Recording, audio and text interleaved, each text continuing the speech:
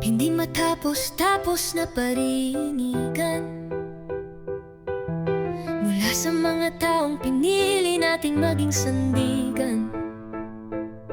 Pansariling interes, lamang ang laman ng kanilang isipan, habang ang ating bayan ay patuloy na nalulugmok sa kahiyan.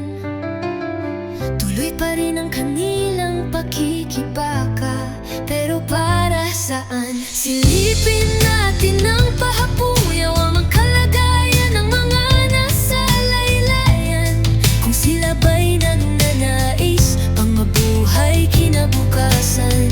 Dahil pang araw-araw nilang naipapabayad utang, pilit na lumaban para sa utang ng bayan. Ang hirap mo nang mahalin Pilipinas, tila lumang malabong salamin na ang iyong kinang, na walang nagnanais maglinis man lang.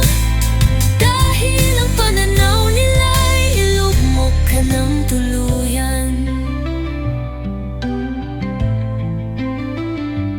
Sayang ang pawis ni Bonifacio sa balintawak laban sa mga Kastila. Sayang ang dugo na ibinuwis ni General Luna laban sa mga Amerikano. Sayang ang kalyo sa mga paa at hagupit sa likod ng mga nagmarcha sa bata.